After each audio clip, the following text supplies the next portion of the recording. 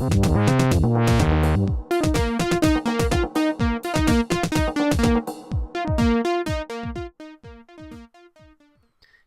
and Larry Jansson are a married couple that met at Love in Action, a so-called ex-gay ministry in Memphis, Tennessee.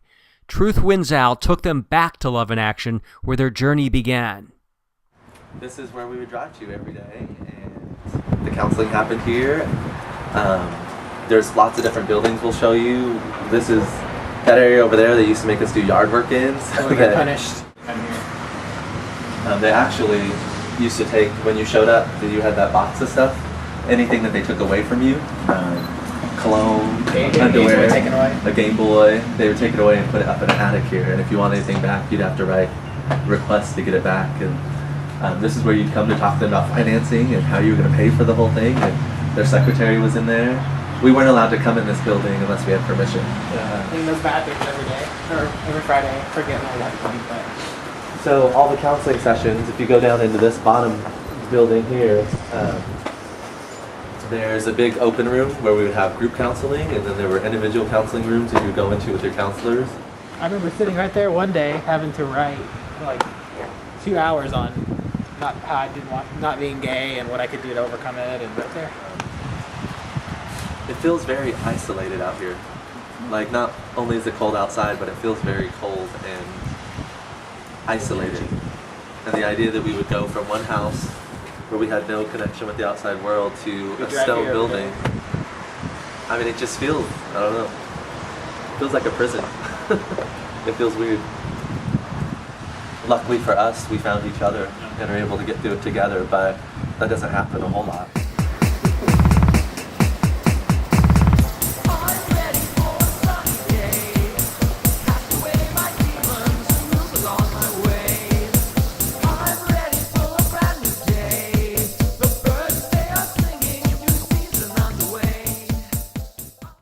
Casey and Larry Jansson met at Love in Action. I'm not going to give away the story. I'll have them tell it. Their story and their experience was just revealed in the Dallas Voice, a terrific article, a couple of weeks ago. And it's generated an incredible amount of interest across the country. And we're very fortunate to have them right here where it all began for them, where they met, where they were supposed to have gone straight. Instead, it didn't work out quite the way Love in Action had told them it would. Casey and Larry Jansson, come up and let's hear. So this is our first time sharing our story publicly, so we appreciate you listening. And bear with us as we kind of get through this the first time together. So like I said, we come from very different backgrounds. I am originally from Southern California, and I'll get there, and my lovely husband has a very different background and story from me. Thank you guys for having us again. My name is Casey. I grew up about 2 hours from here in a small town in Missouri, surrounded by cotton fields, is what we're known for. Right before I graduated high school, came out to them again and said, hey, this is who I am, this is who I want to be. We did some talking, and my dad, through the convention, Southern Baptist Convention, found Love in Action. So we made a trip here to Memphis and met with the main guy and some of the other people there, took a tour of it. I was very uneasy about it. I didn't know what to do. But at the time, growing up, all I knew was that it was wrong for me to be gay. It was wrong for me to want to be with a guy. It was disgusting. It wasn't, growing up, I was taught that I would be an alcoholic, I'd be a drug addict, I'd have AIDS. Like he said, just random sex with people, and that was not what I wanted as a person. And so my only option at that point was to come to Love in Action when I was 19. And so that's how kind of my background and how I ended up there. And so now Larry's going to kind of tell you his side of the story. Yeah, I'm from Southern California. We don't believe in any of that. I went through high school like a lot of us do, getting picked on. I was a cheerleader, yes, so I was gay. I was the mascot, yes, I was gay. I didn't play sports, I hung out with the girls. That was my thing, that was just who I was, and that was okay in Southern California. But right after high school, I'm struggling with this personality, who I am. Can I be gay? What does it mean? I don't understand, and I've got West Hollywood to go figure it out, and so I do. And next thing I know, when I'm 19, my cousin had started doing theater. Yes, I did theater, so I was gay, right? So I'm 19, I go to this Christian theater that rewrites all of the stories and puts this Christian spin on them, and I start hanging out with these Christians, who then begin to tell me that my lifestyle and what I do and how I live is a choice. And that God that they serve can't love me because I'm gay. And so the confusion starts to settle in. For 19 years of my life, I had nothing but an unconditional loving family. And now I've got this world, this whole realm of new friends that are telling me I'm wrong. I can't be loved. They don't know what to do with it. It's new to them. I began to attend some of the largest evangelical Christian organizations, the Harvest Crusade, Calvary Chapel churches out there in the West, and they begin to tell me I'm wrong. So I begin to see individual pastors to try to understand. When they Google ex-gay, what comes up? Exodus International, Love in Action, the Love One Out. So they rally up the money to send me to one of these Love One Out tours. I go there, I find out that maybe I can be different. Someone has this answer. I can't be gay and Christian, but I want to be a Christian because I want to love God, but I don't know how to do that. So through a series of events, I end up finding Love in Action, again, right here in your own backyard.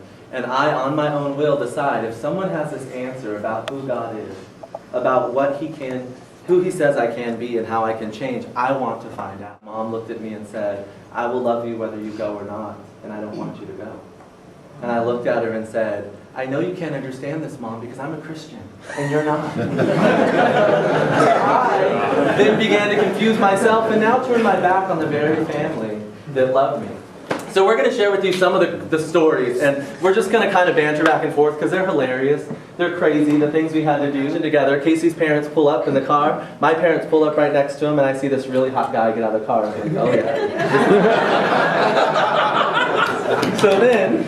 basically, you come to this house, and you have a house manager who's in charge, and it's a house full of gay men. When we were there were no women, but it was a house full of gay men. We open the door, and this guy gets out with his clipboard. He's got his little bandana on. He's ready to check us in. And my mom looked at me because we had never been around gay people, and was like, "Is this what? Is this going to help you? Is this what you need?" And at that point, I was like, "I'm home. Yay! This is great." I was like, "Yes, of course, Mom. I'm saying." So we get checked in, and basically the process of checking in before you get to Love in Action is not everybody can go. You have to meet with them. You have to write an essay. You have to do an extensive background and submit information about your family and what you've done, what issues that you think that you have. Then you have to write a story of how you want to be when you leave. So that way the counselors can do basically a background check on you and make sure that they can give you what you need.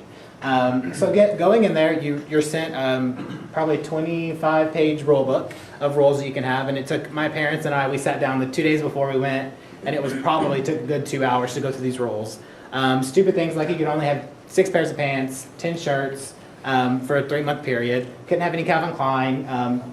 Strictly.